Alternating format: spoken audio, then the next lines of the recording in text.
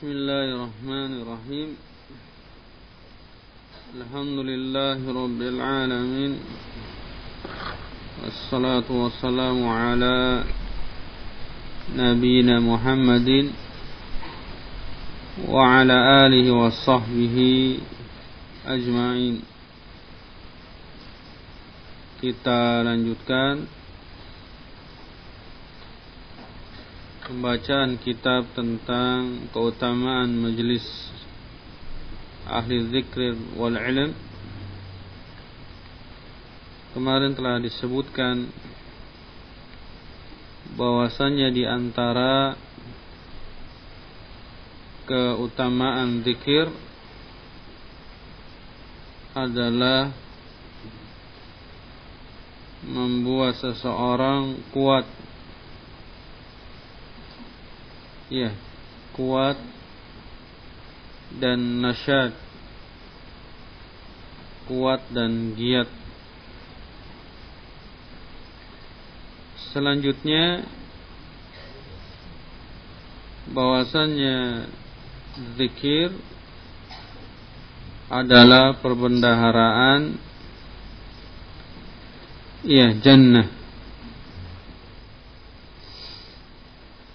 Qala Syekh Yasin hafizahullah wa rawa al-Bukhari wal Muslim an Abi Musa radhiyallahu anhu qala kunna ma'an Nabi sallallahu alaihi wasallam fi safar wa kunna idza alawna kabbarna.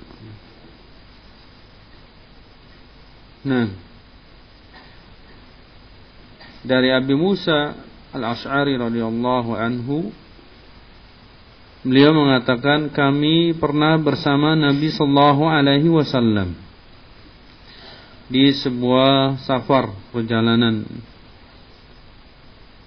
Maka apabila kami naik ke tempat yang tinggi, kabbarna, kami bertakbir. Wa qala Nabi sallallahu alaihi wasallam ayuhan nas irba'u ala anfusikum.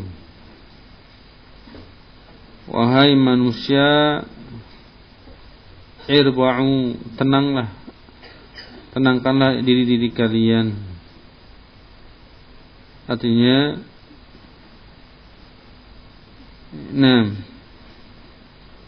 ketika zikir dengan suara keras, kemudian ditegur oleh Rasulullah untuk memperlahankan suara di dalam berzikir, tidak keras-keras. Fa innakum la tad'una asamma wala ghaiban. Maka sesungguhnya kalian tidaklah berdoa kepada yang tuli dan kepada yang tidak ada, yang bukan ghaib. Walakin tad'una sami'an basira. Akan tetapi kalian berdoa kepada yang maha mendengar dan maha melihat. Maka di sini adanya adab di dalam berzikir, di antaranya tidak teriak-teriak di dalam berzikir. Perlahan. Dan adapun sifat di dalam berzikir, bahwasanya ketika selesai sholat terdengar suara Allahu Akbar, Allahu Takbir, gemuruh, tidak teriak-teriak. Nanti akan disebutkan bagaimana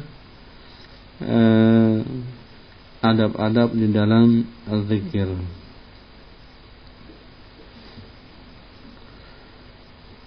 Karena doa atau zikir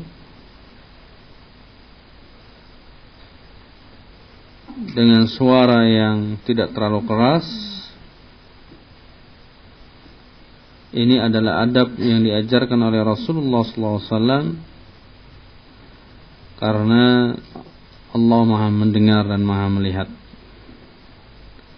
Ya, tidak perlu berteriak-teriak di dalam berdoa, seperti yang dilakukan oleh sebagian turuq sufiyah.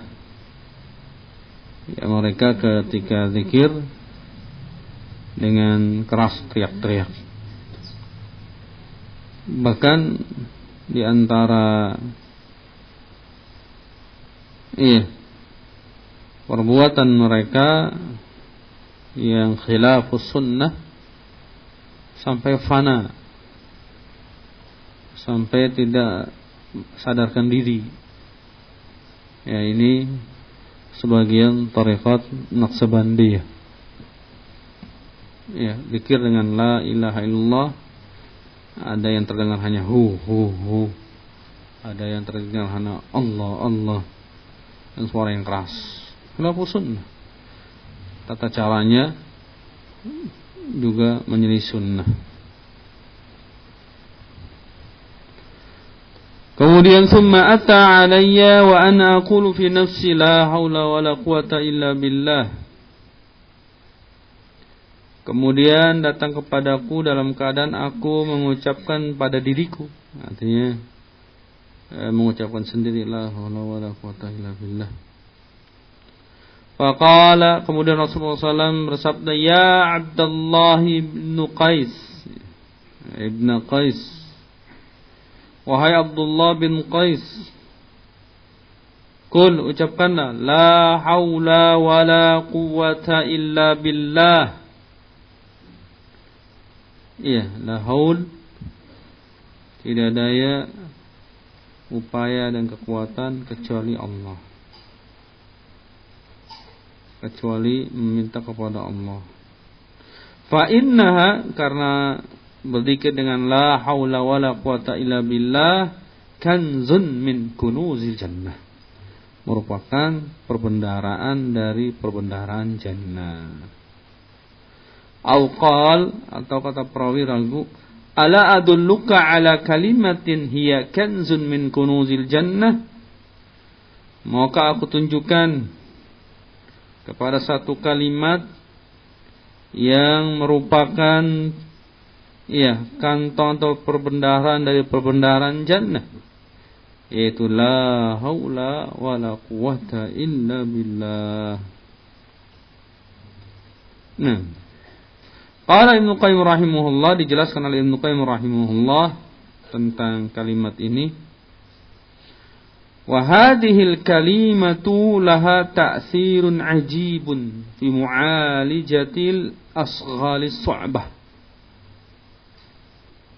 Kalimat zikir ini la haula wala quwata illa billah mempunyai pengaruh yang sangat menakjubkan, ajib. Ya, mengobati ketika sibuk dan juga terjadinya kesulitan. Wa tahammal al-masyaq, dan ketika memikul perkara yang berat. Wa dukhulul 'alal muluk wa man yakhaf, ketika ingin masuk kepada penguasa, raja, ataupun terhadap orang ia takuti. Wa rukubul ahwal, ya, dan juga ketika menunggangi kendaraan di waktu yang genting, yang takut, yang menakutkan. Walaha aidan ta'siru fi daf'il faqr, bahkan juga doa ini punya pengaruh untuk menghilangkan rasa fakir. La haula wala quwata illa billah. Nah, paham maknanya, ya, dan meresapi dan diamalkan. La haula wala quwata illa billah. Jadi tegar dan tetap semangat. Ya, yang tadinya berat luar biasa, Misalnya, Masya Allah, bulan-bulan ini belum kelihatan untuk apa? Dapur ngebul nih. Tawakal, serahkan kepada Allah, sudah usaha tapi belum kelihatan. La haula wala quwata illa billah. Iya. Nah, insyaallah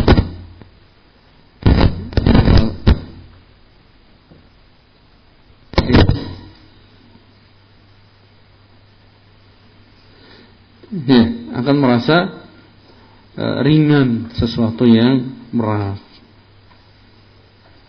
Nah, dalam safar atau apa, teriakan la haula wala quwata illa billah, yakin. Makanya doa dan zikir akan manfaat bagi ahlu tauhid dan tidak akan bermanfaat bagi ahlu syirik. Iya. Karena tidak ada faidahnya dia mengucapkan la haula wala quwata billah dalam keadaan dia syirik kepada Allah, tidak ada manfaatnya. Tapi ahlu tauhid yanfa', akan bermanfaat zikirnya.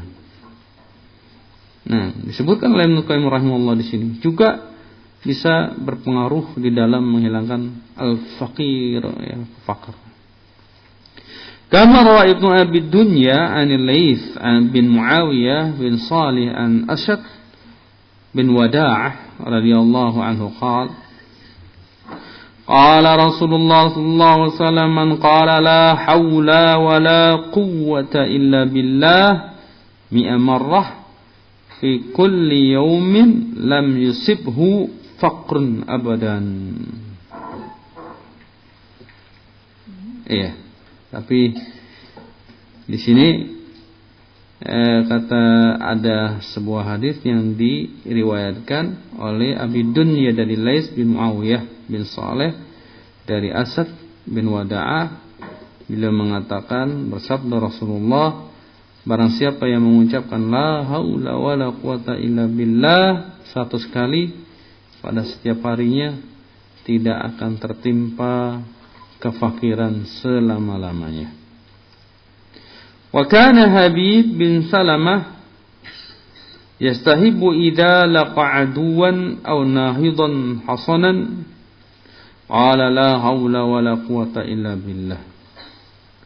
Habib bin Salamah itu suka ketika bertemu musuh atau ketika berjaga-jaga, ya. Nah, beliau mengucapkan la haula wala quwata illa billah. Wa innahu nahada yawman hasanan lirum fanhazam. Sungguhnya beliau ketika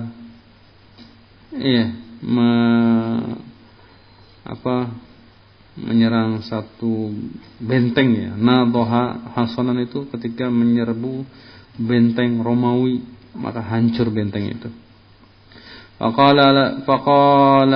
Faqalaha muslimun wa kabbaru fanhandamal hasan. Maka kaum muslimin bertakbir, maka hancur runtuhlah benteng Romawi tersebut. Qala Syekh Yasin hafizahullah, qultu haditsul mazkur la yasih. Tetapi hadis yang tadi dari siapa? Riwayat Ibnu Abi Dunya an Laits bin Muawiyah bin Salih bin Asad bin Wada'ah, hadisnya tidak sahih. Tidak sahih. Iya, berkata di dalam Lisanul Mizan, Asad bin Wada'ah Syami min shighari tabi'in. Karena Asad bin Wada'ah termasuk yang namanya adalah Syami bin Syami, termasuk shigharu tabi'in. Tabi'in yang kecil. Nasibi yasubbu. Qala Nasa'i thiqah. Dikatakan oleh Imam Nasa'i dia thiqah. Qala Al-Albani fil da'if wa targhib. Hadisnya dhaif, jadi enggak bisa dipakai. Nah, tadi mengucapkan la ilaha illallah 100 kali tidak sahih. Adapun manfaat mengucapkan la ilaha illallah seperti yang telah disebutkan di atas. Kemudian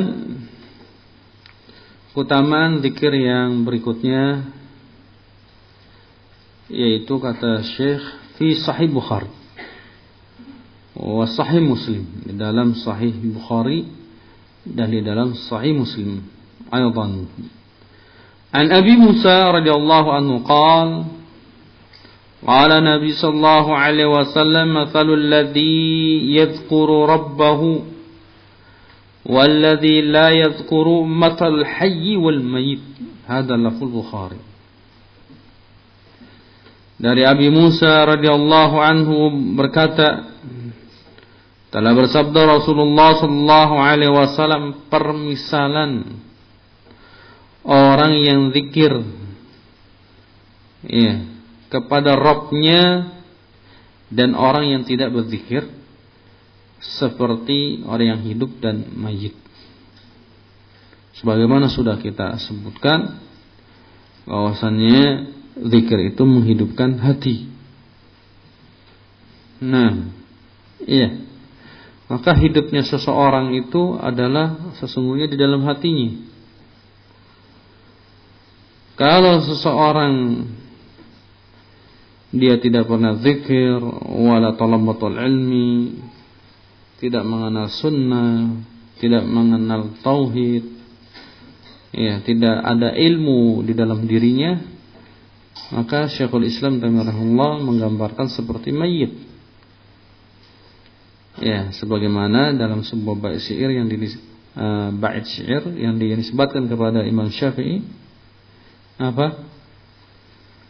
Ada yang ingat?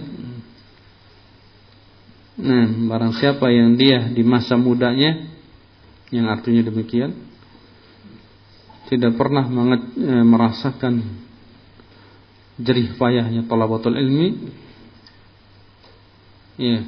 fakabbara alaihi arba'a takbirat, maka takbirkanlah dia 4 kali takbir. Apa maksudnya? Dia mati. Karena hidup seseorang itu di dalam hatinya. Maka seseorang yang dia tidak berilmu, wala kenal sunnah, wala kenal tauhid, tidak kenal syariat Allah, maka seperti mayit yang berjalan. Kemudian dijelaskan oleh para ulama. Maka orang yang dia berilmu, berzikir pada Allah, hidup, maka seperti yang disabdakan Rasulullah sallallahu alaihi wasallam. Permisalan orang yang berzikir dengan orang yang tidak berzikir seperti orang yang hidup dengan orang yang mati.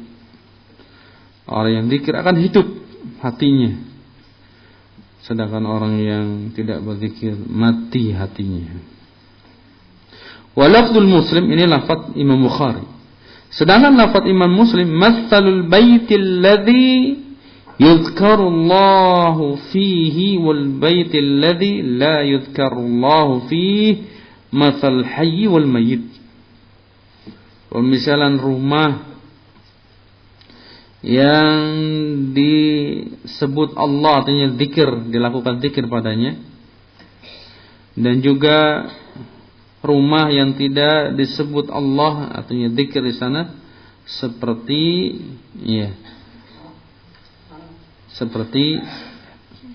al-hayy, orang yang mati, rumah yang hidup, dan rumah yang mati. Makanya di dalam hadis yang lainnya apa? Bahwasanya jangan kamu jadikan al-buyut, rumah-rumah kalian seperti kubur, tempat orang mati. Ini menunjukkan bahwasanya di kubur tidak dilakukan sholat, sedangkan di rumah dibacakan padanya Al-Quran, zikir kepada Allah, dan sholat sunnah bagi lelaki atau seorang wanita di rumahnya, sehingga rumah itu hidup. Rumah itu hidup. penuh dengan zikir kepada Allah, bukan seperti kuburan. Tidak pernah dibaca Al-Quran, tidak pernah padanya dilakukan sholat. Kemudian faedah yang berikutnya, bal ja'alallahu sababan lin-nasr wal falah. Bahkan Allah Subhanahu wa taala menjadikan sebab zikir itu mendapat pertolongan dan keberuntungan.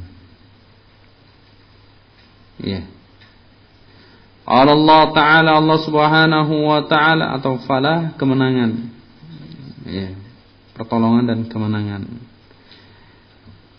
Allah Subhanahu wa taala berfirman dalam surah Al-Anfal ayat ke-45, ya ayyuhalladzina amanu idza laqitum fi'atan fasbutu wadhkurullaha katsiran la'allakum tuflihun. Wahai orang-orang yang beriman, apabila kalian bertemu musuh, sekelompok musuh, fasbutu, artinya istiqomalah, tetap menghadapinya. Wadhkurullaha katsiran, ini syahidnya.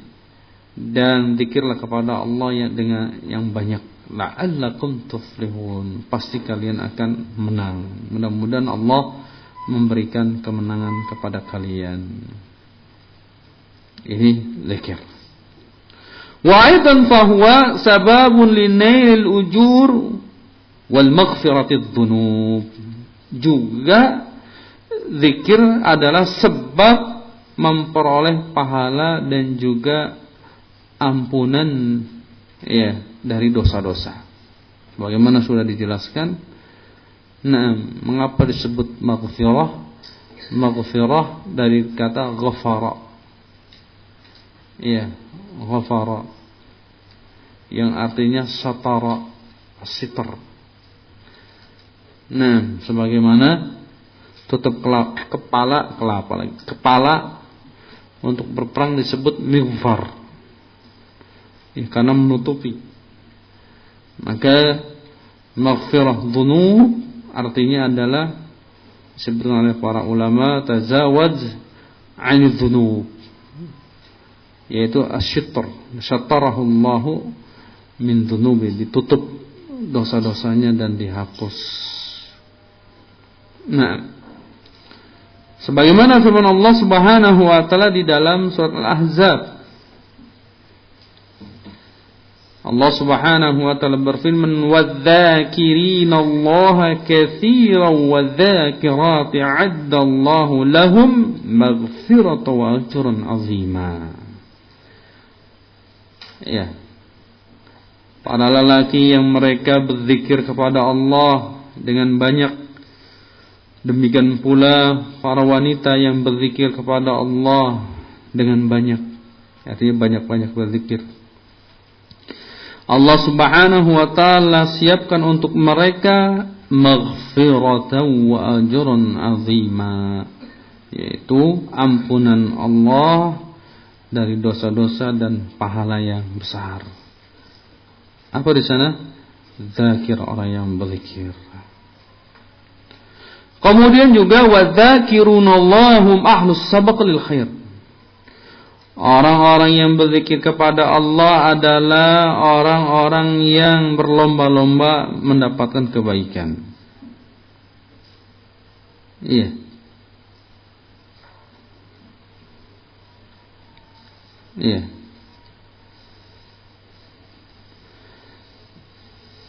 Faqad jaa inda Muslim, sungguh telah datang hadis dari Imam Muslim, an Abi Hurairah radhiyallahu anhu qala, dari Abu Hurairah radhiyallahu anhu qala, kana Rasulullah sallallahu alaihi wasallam yasiru fi tariqi Makkah. Rasulullah sallallahu alaihi wasallam pernah berjalan di satu jalan di Mekah. Famarra ala jabalin yuqalu lahu Jumdan. Maka beliau pun menaiki sebuah gunung yang dikatakan namanya Jumdan. Faqal, beliau mengatakan, siru hadha jundan sabaqal mufarridun. Ya, jalanlah ke gunung ini, yaitu Jumdan ini. Nah, maka orang-orang yang mufarrid, orang-orang yang sendiri akan mendahului. Qalu wa mal mufarridun ya Rasulullah? Apa yang dikatakan mufarridun wahai Rasulullah? Yaitu qal mufarridun adalah dzakirunallaha katsira wa dzakirat, yaitu orang-orang yang senantiasa zikir pada Allah dari kalangan laki maupun wanita, namanya mufarridun, mufarrad. Nah, ini keutamaan yang berikutnya. Kemudian berikutnya, fa dzikrullah silahuka ayyuhal muslim yauma an taqduma ala rabbika fayaj'aluka fi zilli arsyihi. Maka zikir kepada Allah itu adalah senjata engkau wahai muslim. Pada suatu hari nanti engkau akan berdiri menghadap Rabbmu, kemudian Allah menjadikanmu di dalam naungan arsy-Nya. Nah, kama jaa indal Bukhari wa Muslim, sebagaimana disebutkan dari Bukhari dan an Abi Hurairah anin Nabi sallallahu alaihi wasallam qaal sab'atun yadhilluhumullahu fi dhillihi yawma la dhilla illa dhilluh wa dzakara minhum wa rajulun dzakarallaha khaliyan fafadat aynah. Iya, hadis dari Abu Hurairah dari Nabi sallallahu alaihi wasallam, beliau bersabda, 7 golongan yang Allah akan menaungi mereka di dalam naungannya pada hari yang tidak ada naungan kecuali naungan Allah. Disebutkan di antaranya adalah rajulun dzakarallaha khaliyan fafadat aynah, yaitu seseorang yang dia zikir kepada Allah sendirian, kemudian bercucuran air matanya, artinya dalam keadaan menangis. Qiraatul Quran ketika salat malam atau zikir doa kepada Allah. Nah, wajah indal Bazzar, juga hadis yang datang dari Imam Al-Bazzar an Abi Hurairah radhiyallahu anhu anin Nabi sallallahu alaihi wasallam qaal thalathatun la yaruddu du'a'uhum adz-dzakiru lillah wa da'watul madlum wal imamul muqsid. 3 doa yang tidak akan ditolak oleh Allah, artinya diijabah, yaitu diantaranya adz-dzakiru lillah, orang yang senantiasa zikir kepada Allah, kemudian doa orang yang terzalimi, kemudian seorang imam yang dia berbuat adil, doanya makbul. Nah, di antaranya syahidnya di sini adalah orang yang zikir kepada Allah doanya makbul. Nah, wa fi sahih Bukhari wa sahih Muslim, dan di dalam sahih Bukhari dan sahih Muslim, an Abi Hurairah radhiyallahu anin Nabi sallallahu alaihi wasallam qala yaqulu Allah ta'ala ana 'inda dhanni 'abdi bi wa ana ma'ahu idza dzakarani fa in dzakarani fi nafsihi dzakartuhu fi nafsi wa in dzakarani fi mala'i dzakartuhu fi mala'i khairin minhum. Hadis dari Abu Hurairah dari Nabi sallallahu alaihi wasallam, beliau bersabda, Allah berfirman, hadis qudsi, aku menurut sangkaan hambaku tentang aku dan aku bersamanya apabila ia zikir ingat kepadaku. Ingat, al-ma'iyah di sini kebersamaan Allah dengan makhluknya itu ada dua. Ma'iyatul khassah wa ma'iyatul ammah.